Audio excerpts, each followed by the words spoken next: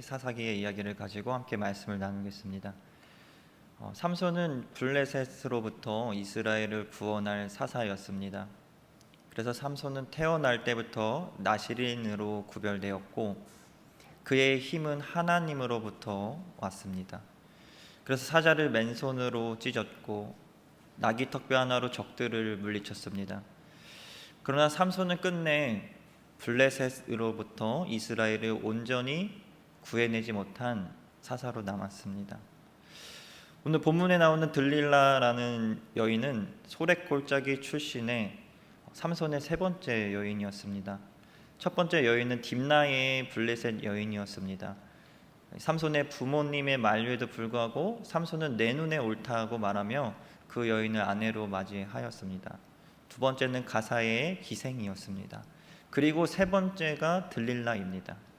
성경은 삼손이 그 여인을 사랑하였다라고 기록합니다. 그러나 들릴라가 삼손을 대하는 태도는 사랑이라기보다는 계산된 거래에 가깝습니다. 블레셋 방백들은 지역을 다스리는 통치자입니다. 그래서 블레셋 주요 도시의 방백들이 들릴라에게 은 1,100씩을 약속합니다. 블레셋은 5개의 핵심 도시를 중심으로 한 연합체였습니다. 가사, 아스돗, 아스글론, 가드, 에글론 이렇게 5 방백들이 1,100씩 5,500개의 은을 들릴라에게 주겠다라고 말합니다. 은 1,100개는 약 12.5kg입니다. 그럼 5,500이면 62.5kg입니다. 오늘 시세로 얼마일까요? 오늘 시세로 은 1kg에 685만 원 살 때 가격입니다. 팔 때 가격은 또 다른데 685만 원으로 나옵니다. 그러니까 오늘날로 가치를 따지면은 그렇게 우리가 생각한 것만큼 큰 가치는 아닙니다. 그래도 큰 돈입니다. 오늘날로 4억 2,825만 5천 원입니다. 그러나 당시에는 더 큰 가치였습니다. 노예의 값이 은 30세겔이었습니다. 은 30세겔이 은 30개로 보시면 됩니다. 그러면 노예 183명을 살 수 있는 가격입니다. 그리고 1년 삭스 30세겔 정도로 계산해봐도 지금 가치의 연봉으로 따져도 한 90억 정도 됩니다. 그러면 지금의 4억 2,800이 아니라 그 당시에 90억, 100억 원 그 정도의 가치가 있으면은 삼손에게서 비밀을 알아내려 갈만할까요? 아닐까요? 예, 갈만하죠. 들릴라는 이 위험을 감수하고 삼손에게 가게 됩니다. 그 대가로 삼손의 힘의 근원을 알아내 달라고 이 방백들이 요청하는 거예요. 그 도시에 큰 예산을 사용하면서 그만큼 간절한 마음으로 그 근원을 알아달라 이렇게 요청하는 것입니다.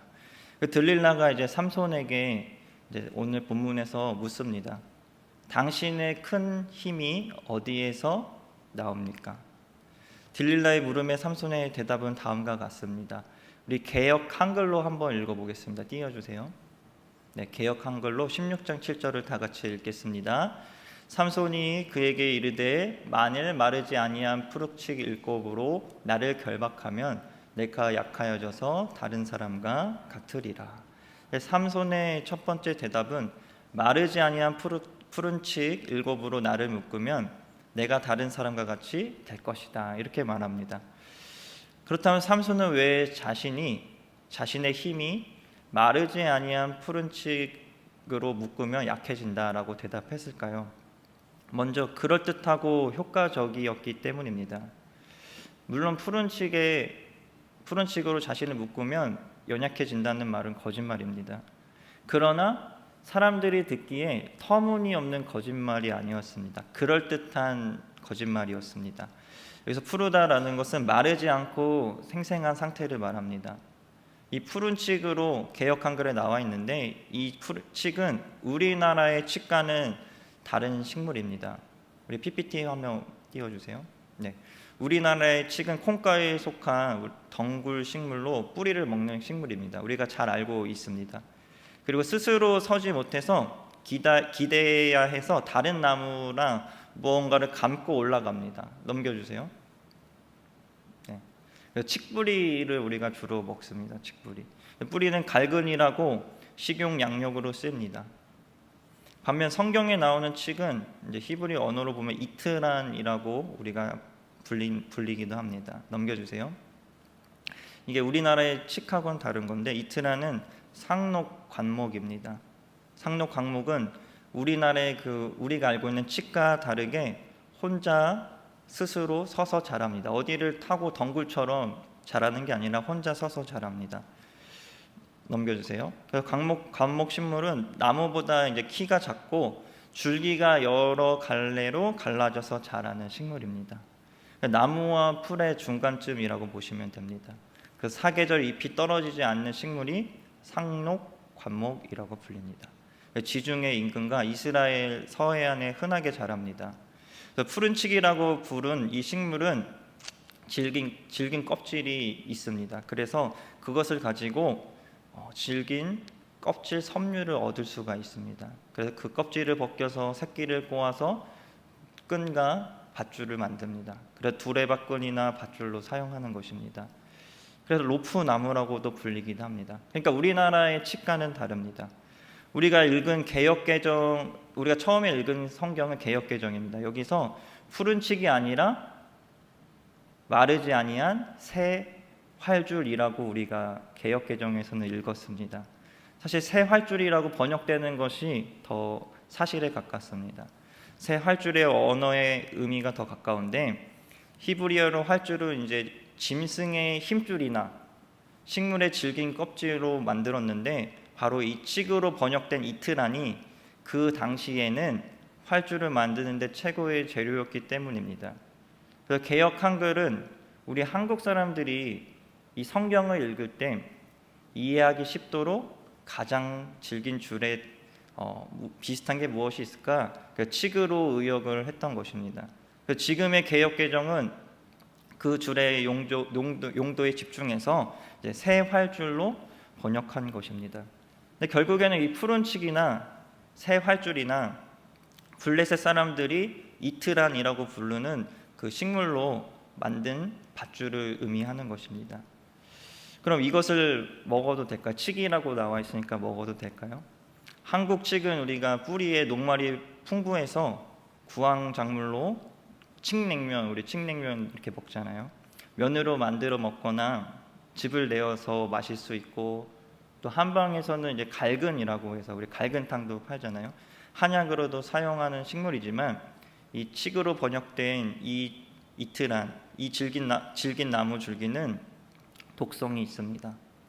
독성 때문에 벌레가 잘 꼬이지 않는다는 점을 이용해서 보관성이 좋아요. 그래서 밧줄이나 텐트를 고정하는 끈을 만드는 데 사용했습니다. 그러니까 먹을 수 없는 식물이었죠. 이렇게 PPT 화면 보여주세요. 네, 그래서 이트란으로 이렇게 끈을 만듭니다.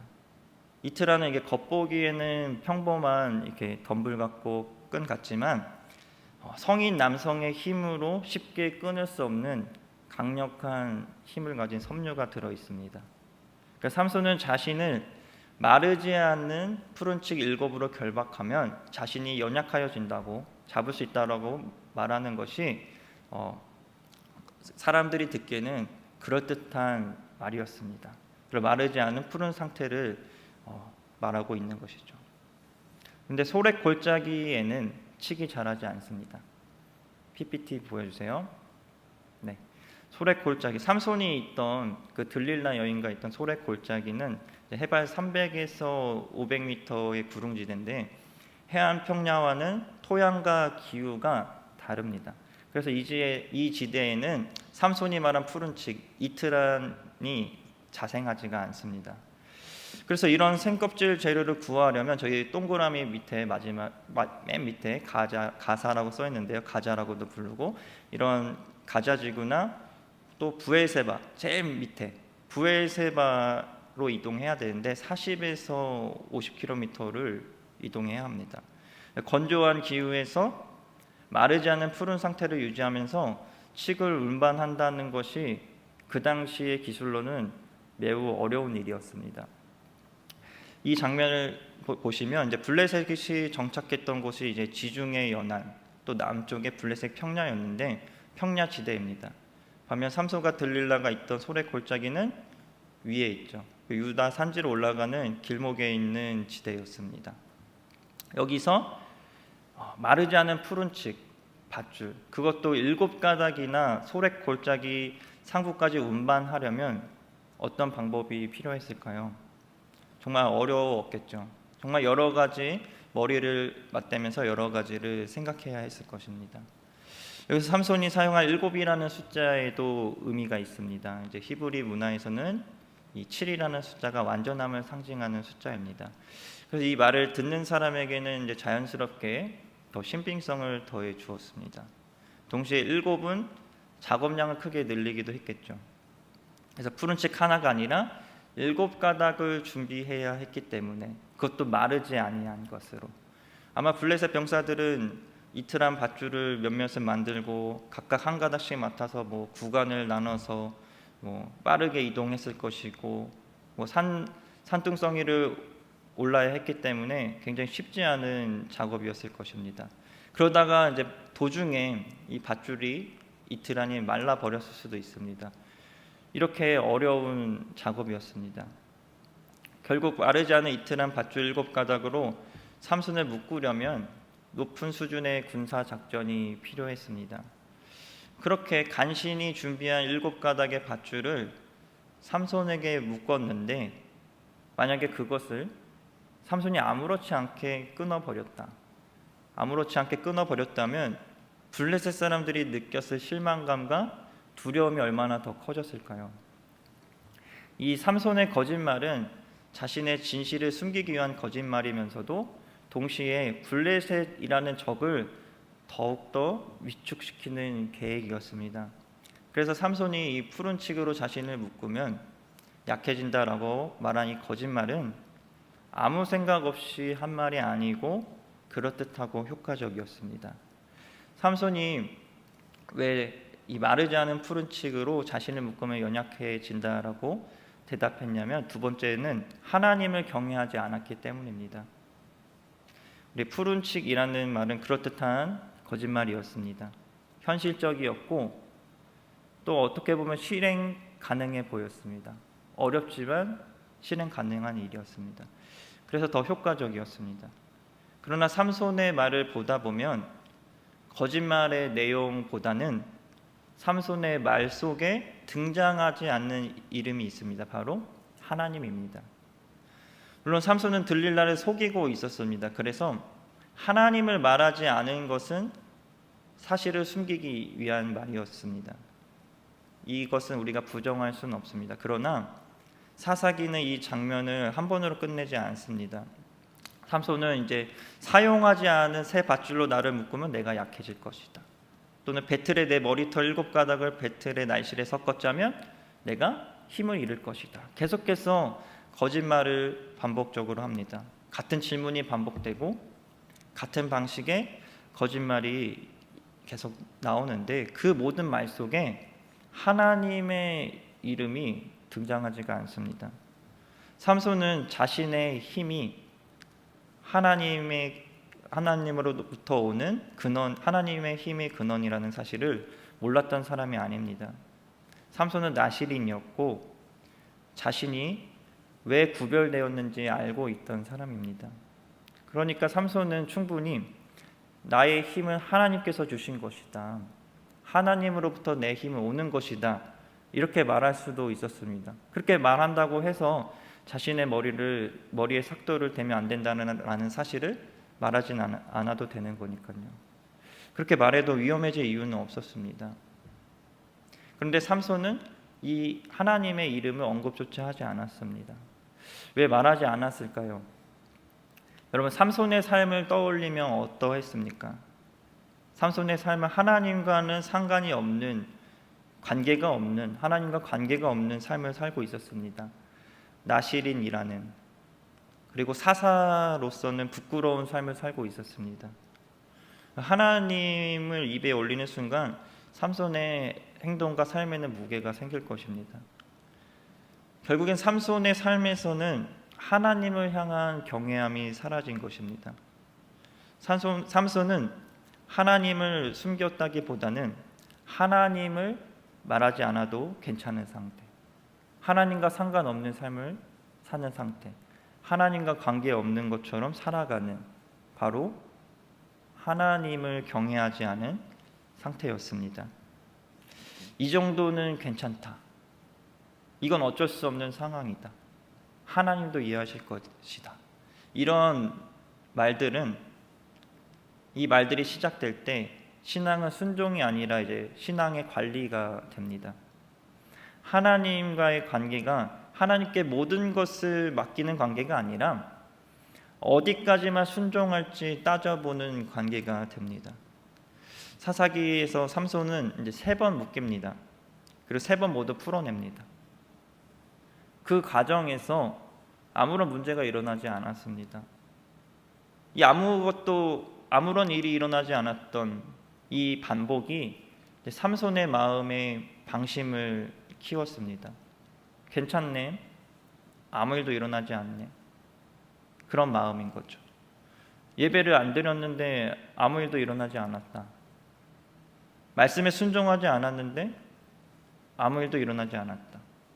내가 그리스도인으로서, 하나님의 자녀로서 떳떳하지 못한 선택을 했는데 아무 일도 일어나지 않았다. 아무 일도 일어나지 않았으니까 정말 괜찮은 것일까요? 이런 경험이 쌓이면서, 이 경험이 쌓일 때 우리는 위험한 상태로 들어가게 됩니다. 사사기 16장은 이제 중요한 말씀이 기록합니다. 16장 20절 말씀에 삼손이 여호와께서 이미 자기를 떠나신 줄을 깨닫지 못하였더라. 삼손이 블레셋 사람에게 잡힐 때에 기록된 말씀입니다. 하나님은 삼손의 머리카락이 잘린 순간에 떠나신 것이 아니고 이미 관계는 무너져 있었습니다. 삼손이 그것을 깨닫지 못하고 느끼지 못하고 있었습니다. 그냥 머리카락이 잘렸을 때는 그것은 그냥 하나의 표징이었을 뿐입니다. 하나님은 이미 삼손과의 관계의 중심에서 멀어져 있었습니다. 그러나 하나님은 여기서 삼손을 완전히 버리지 않았습니다. 삼손은 이제 블레셋에 잡혀서 눈이 뽑히고 맷돌을 돌리게 되고 완전히 절망하고 무너진 것처럼 보이는 그때에 성경에 이렇게 기록되어 있습니다. 우리 사사기 16장 22절 말씀 다 같이 읽겠습니다. 그의 머리털이 밀린 후에 다시 자라기 시작하니라. 이 말씀을 통해서 우리는 다시 하나님의 은혜를 발견합니다. 하나님은 삼손을 완전히 포기하지 않으셨습니다. 그리고 삼손의 말에 드디어 하나님이 등장합니다. 주 여호와여 구하옵나니. 이제 삼손이 이제 블레셋 사람들이 모여 있던 그 기둥을 무너뜨릴 때 했던 말입니다. 주 여호와여 구하옵나니. 삼손의 마지막에 남은 것이 하나님의 이름입니다. 드디어 하나님의 이름이 삼손의 입에서 나옵니다. 회복이 바로 여기서 시작됩니다. 하나님을 다시 의식하는 삶입니다. 오늘 사사기의 말씀은 우리에게 묻습니다. 우리는 언제부터 하나님과 상관없는 것처럼 살아도 내 마음이 괜찮아졌는가? 내 삶에서 나는 하나님을 언제 말하고 있는가? 우리는 언제 경외함이 사라지고 있는가? 약해졌는가? 이렇게 묻고 있습니다. 우리에게는 푸른 칙은 무엇일까요? 푸른 칙은 겉으로 보기에 그럴듯합니다. 현실적이고 충분히 설득력이 있어 보입니다. 지혜로워 보이고 또 문제도 없어 보입니다. 우리가 예배는 드리지만 삶의 중요한 선택에서는 하나님과 상관없이 결정하는 모습. 말씀은 듣지만 불편한 부분은 미루고 내가 선택해서 듣는 나의 태도. 이 정도는 괜찮겠지라는 말이 너무 익숙해져 버리지는 않았는지 우리는 마음을 돌아봐야 합니다. 이미 내 경험과 판단으로 현실적인 계산이 끝난 후에야 하나님께 기도하는 습관. 하나님, 내가 이렇게 하기로 결정했습니다. 그러니 잘 되게 해주세요라고 하나님께 통보하는 습관의 기도. 우리에게 주어진 능력도 재산도 지금까지 쌓아온 모든 것들이 하나님께서 우리에게 허락하신 은혜입니다. 그런데 우리는 늘 삼손처럼 그 힘을 하나님과 분리된 채 사용하고 있지는 않은지 돌아봐야 합니다. 이 모든 것들이 우리에게 푸른칙이 될 수가 있습니다. 푸른칙은 순종하지 않아도 이 정도는 하나님과의 관계에 문제가 없다고 스스로를 안심시키는 선택이 됩니다. 그러나 우리가 삼손처럼 하나님을 경외하지 않는 삶이 반복되고 지속된다면 우리의 신앙은 조금씩 무너집니다. 하나님의 은혜가 떠났는지 깨닫지 못하고 있는 것이죠. 삼손이 처음에는 아무 일도 일어나지 않았던 것처럼 우리 삶에는 당장은 큰 문제가 없어 보일 수가 있습니다. 그러나 시간이 지나면서 하나님과의 관계는 멀어지고 경외가 사라진 자리에서 맺히는 우리 삶의 열매는 어떨까요? 힘을 잃고 갇혀버린 삼손의 최후의 모습과 닮아 있을지도 모릅니다. 그렇다고 하나님을 경외한다는 것이 하나님께 막 벌을 받을까 봐 두려워하며 겁을 내는 것은 아닙니다. 또 위축되는 것도 아닙니다. 하나님을 대하는 태도입니다. 내가 살아가면서 하나님과 관계 있는 사람으로 살아가는 것. 하나님이라는 존재를 의식하면서 살아가는 것. 하나님과의 관계가 내 삶에서 드러나면서 살아가는 것입니다. 오늘 우리가 다시 회복해야 할 것은 내가 하나님 빼고도 괜찮아졌던 내 삶의 모든 것들, 그 삶에서 돌아와서 하나님을 다시 존중하는 경외입니다. 하나님의 이름을 내 삶 속에서 다시 부르는 마음입니다. 하나님을 인식하는 그 자리에서 사사기 16장 20절 말씀처럼 그의 머리털이 밀린 후에 다시 자라기 시작하니라. 이 회복이 이때 이미 시작됩니다. 무너진 자리에서도 내가 절망하고 있고 잃어버린 시간 속에서도 내가 삶 속에서 하나님을 다시 의식하는 순간, 내가 하나님을 다시 경외하기 시작하는 순간에 은혜가 다시 자라기 시작됩니다. 우리 하나님을 경외하는 우리가 되기를 소망합니다. 아멘. 기도하겠습니다.